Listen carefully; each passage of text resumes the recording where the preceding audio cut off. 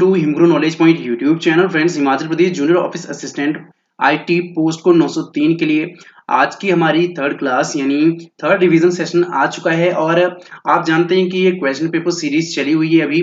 इसके बाद हम डिटेल क्लासेस आप लोगों के लिए लेकर आएंगे। तो चलिए बिना किसी देरी के हम आज की क्लास जो शुरू करते हैं, आज का रिवीजन सेशन ये शुरू करते हैं।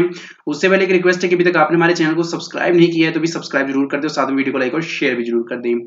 तो पहला प्रश्न है, जावा वॉज इंट्रोड्यूस्ड बाय, जावा किसके द्वारा प्रस्तावित की गई थी? सन माइक्रो सिस्टम के द्वारा, आईबीएम द्वारा, इंटेल द्वारा या फिर माइक्रोसॉफ्ट के द्वारा। लाइव चैट आपको ऑप्शन दिख रहा होगा, वहां पे आप अपना उत्तर बता सकते हो या फिर कमेंट बॉक्स में आप बता सकते हो। सो इसका राइट आंसर क्या रहेगा? Option A, Sun Microsoft system द्वारा। ठीक है, जो जावा था वो इंट्रोड्यूस किया गया था सन माइक्रो सिस्टम द्वारा। अगला प्रश्न है, A program written in a high level language is referred to as, उच्च स्तरीय लैंग्वेज में लिखा गया प्रोग्राम किसे संदर्भित करता है? सोर्स कोड को, ऑब्जेक्ट कोड को, मशीन कोड को या फिर असेंबली कोड को। सो बता दीजिए, जो प्रोग्राम जो है, ठीक है, वो हाई लेवल लैंग्वेज में लिखा जाता है, वो किसको रेफर किया जाता है? सोर्स कोड को, ऑब्जेक्ट कोड को, मशीन कोड, असेंबली कोड, किसे संदर्भित करता है? सो राइट आंसर रहेगा ऑप्शन ए, सोर्स कोड। अगला प्रश्न है, the translator program used in assembly language is called. Assembly जो लैंग्वेज है उसमें जो ट्रांसलेटर प्रोग्राम इस्तेमाल किया जाता है उसे क्या कहते हैं? कंपाइलर, असेंबलर, इंटरप्रेटर या फिर translator. So the right answer is option B, assembler. कोशिश कीजिए कि विद इन अ सेकेंड आप जो है इसका आंसर दे सकें, इससे आपकी जो है वो स्पीड, एक्यूरेसी सब कुछ जो है आपको पता चलेगा। ठीक है, अगला प्रश्न है, a program that convert a high level language program to a set of instruction that can run on a computer is called. Compiler, debugger, editor या इनमें से कोई नहीं। तो जल्दी से बता दीजिए कि एक प्रोग्राम जो उच्च स्तर लैंग्वेज यानी हाई लेवल लैंग्वेज प्रोग्राम को सेट ऑफ इंस्ट्रक्शन में जो है वो बदलता है, रूपांतरित करता है, ठीक है, जो कंप्यूटर पर चलित हो, उसे हम क्या कहते हैं? सो राइट आंसर क्या रहेगा? ऑप्शन ए, कंपाइलर। देखिए आपकी क्वेश्चन पेपर सीरीज चली हुई है, हम जो है पहले क्वेश्चन पेपर डिस्कस करेंगे, उसके बाद आपको जो है पता चल जाएगा कि पैटर्न और सिलेबस किस तरह का पूछा जाता है जूनियर ऑफिसर असिस्टेंट एग्जाम में। और यहीं से दोस्तों यहाँ पर जो है फिलहाल तो ये बेसिक लेवल का है जो कि मैं कहता हूँ, इसके बाद हम एडवांस लेवल का लेकर आएंगे। ठीक है, तो उसके बाद डिटेल क्लासेस हम लेकर आएंगे। अगला प्रश्न है, the compiled and the linked programs are called, the compiled और लिंक्ड प्रोग्राम को क्या कहते हैं? Source code, executable code, pseudo code या फिर machine code. So right answer is option B, executable code. Next question is, a system program that combines the separately compiled modules of a program into a form of, एक system program जो एक programme के अलग अलग संकलित module को एक room में जोड़ता है उसे क्या कहते हैं? असेंबलर कहते हैं, लिंकिंग लोडर कहते हैं, क्रॉस कंपाइलर कहते हैं या लोड और गो कहते हैं।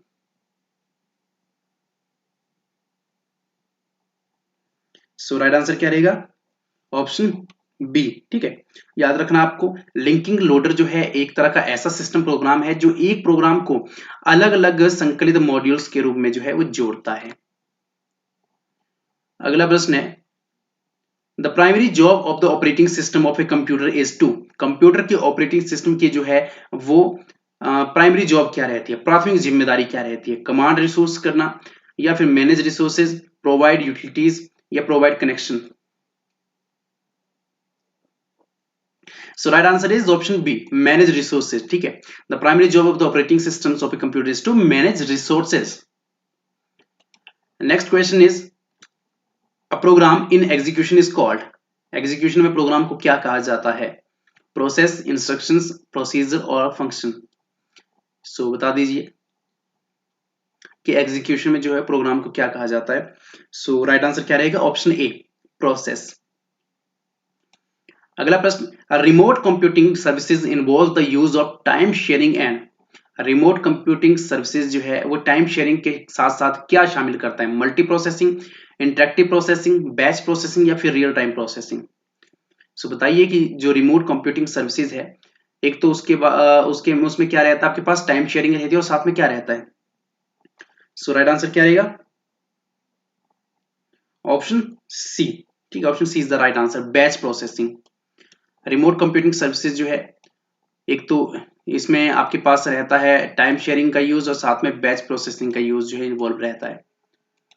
अगला प्रश्न है shell is the exclusive feature of. Shell किसका जो है वो एक्सक्लूसिव लक्षण है यानी फीचर है? यूनिक्स का, डोस का, सिस्टम सॉफ्टवेयर का, फिर एप्लीकेशन सॉफ्टवेयर का?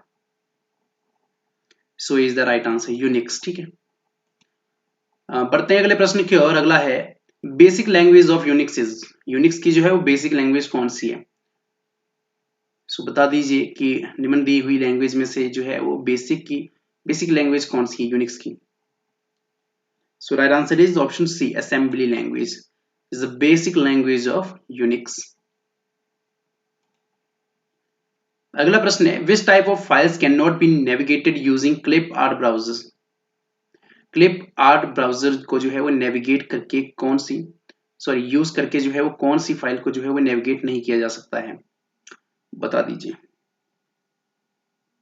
सो D is the right answer, option D MP3। ठीक है, मैंने पहले बताया कि MP3 जो रहता है ये आपका साउंड फॉर्मेट रहता है। ठीक है,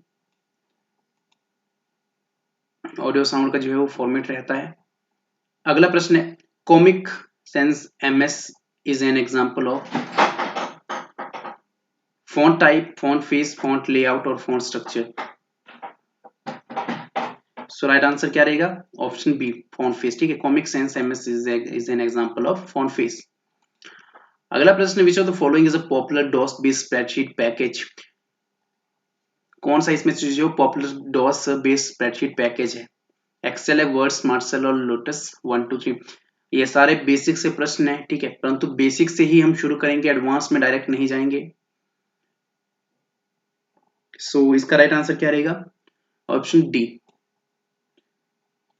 अगला प्रश्न है Excel documents are stored as files called. Excel documents files के रूप में जो संग्रहित होते हैं उसे हम क्या कहते हैं? वर्कफोर्स, वर्कशीट्स, वर्क टेबल्स या फिर work groups? So B is the right answer, worksheets. ठीक है, आपको पता होना चाहिए कि वर्कशीट्स किसे कहते हैं। ये ऐसे जो है एक्सेल डॉक्यूमेंट्स होते हैं जो एज अ फाइल्स जो है वो स्टोर्ड रहते हैं। अगला प्रश्न है which of the following is not a valid data type in MS Excel. निम्न में से कौन सा MS एक्सेल में वैध डाटा टाइप नहीं है? नंबर, टेक्स्ट, कैरेक्टर और डेट और time? So which of the following is not a valid data type in MS Excel? So C is the right answer, character. अगला प्रश्न है when you enter text in a cell in MS Excel it also appears in the status bar, formula bar, row heading और name box। MS Excel में जब आप कोई text cell में दाखिल करते हैं तो वह और कहां पर दिखता है? स्टेटस बार में दिखता है, फॉर्मूला बार और रो हेडिंग या फिर नेम बॉक्स में?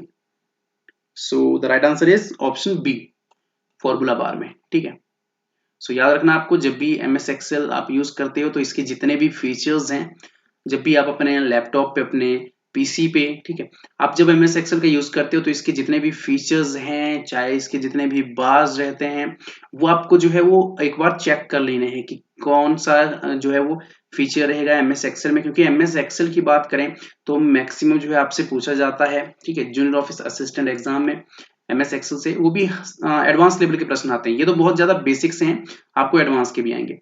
अगला है for opening and closing of the files in MS Excel you can use which bar? Formatting, standard, title और नन ऑफ दीज? फाइल्स को खोलने और बंद करने के लिए MS Excel में आपको कौन सा बार इस्तेमाल करना पड़ेगा? सो राइट आंसर क्या रहेगा? Option C, title bar. अगला प्रश्न है what does an electronic spreadsheet consist of? Rows, column, cells या फिर ये सभी? इलेक्ट्रॉनिक स्प्रेडशीट में क्या होता है? What does an electronic spreadsheet consist of? So right answer क्या रहेगा? Option D, all of these. ठीक है, ये सभी। अगला प्रश्न which of the following file format can be added to a PowerPoint show? .jpg, .gif, .web या फिर all of these? So right answer क्या रहेगा? D is the right answer, ये सभी। ठीक है, पावर पॉइंट शो में जो है आप इन सभी फॉर्मेट्स को जो है वो यूज कर सकते हो। ये तीनों फॉर्मेट्स जो रहते हैं आप इनको पावर पॉइंट शो में जो है यूज कर सकते हो। अगला प्रश्न, the Microsoft office button performs all the functions of file menu, slide show, insert और डिजाइन। माइक्रोसॉफ्ट ऑफिस बटन किसके सभी कार्यों को पूरा करता है? फाइल मेन्यू के, स्लाइड शो को, इंसर्ट या फिर डिजाइन के? So is the right answer, file menu. ठीक है, फाइल मेन्यू को जो है वो सभी फंक्शंस को जो है परफॉर्म करता है Microsoft office button. Next question is the most open source of DBMS is, database management system का सबसे खुला स्रोत क्या है? Microsoft SQL server, structure query language, SQL की फुल फॉर्म, बाकी माइक्रोसॉफ्ट एक्सेस, माई एसक्यूएल और फिर ओरेकल। जल्दी बताइए, the most open source of DBMS क्या है? डीबीएमएस का सबसे जो है वो खुला हुआ सोर्स क्या है? So C is the right answer, my SQL, my structure query language. ठीक है, is the most open source of DBMS, database structure management system. Next question is, the database administrator DBA is a program, person, application और operating system. तो DBA क्या है आपको direct बताना है। So B is the right answer. DBA जो रहता है यानी डाटाबेस एडमिनिस्ट्रेटर जो रहता है एक पर्सन होता है, ठीक है, जो डाटाबेस को जो है वो नियंत्रण करता है। अगला प्रश्न है, which object is used to create a form in database? Tables and queries, tables only, tables and reports और queries and reports?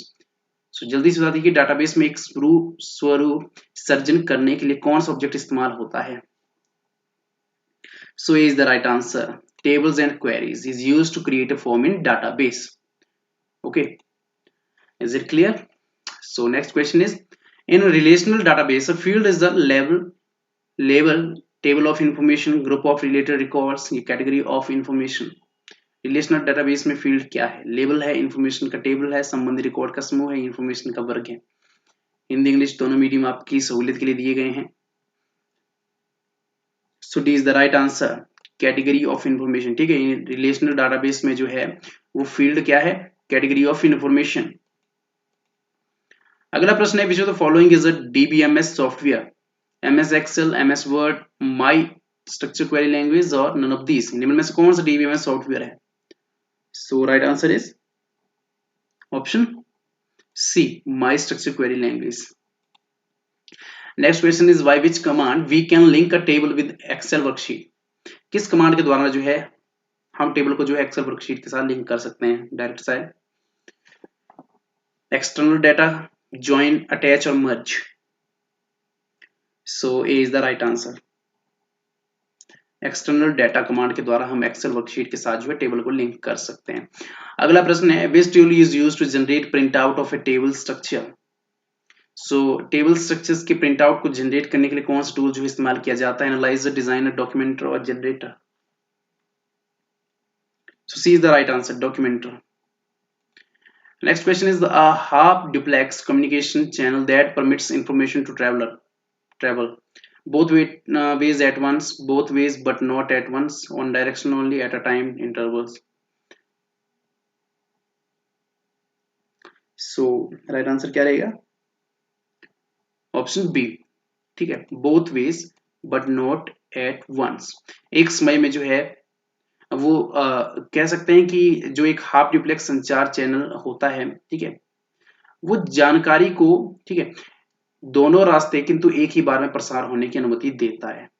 तो आपको याद रखना है कि हाफ ड्यूप्लेक्स में क्या होता है कि जानकारी जो है वो दोनों रास्ते से जो है वो क्या होती है? प्रसारित होती है। ठीक है, अनुमति देता है, परंतु एक बार में नहीं। अगला प्रश्न है, most of data communications involving telegraph lines are using simplex lines, wideband channel, narrowband channel या फिर डायल सर्विस। टेलीग्राफ लाइनों से जुड़े अधिकांश डेटा संचार इस्तेमाल करते हैं। जल्दी से बता दीजिए, इसका सही उत्तर रहेगा option C is the right answer, narrow band channel. Next question is, fibre optic cables operate at frequencies near. Fibre optics cable जो है वो कहां तक जो है, कितनी रेंज तक की फ्रीक्वेंसीज को जो है ऑपरेट कर सकता है? कितनी हर्ट्ज तक की?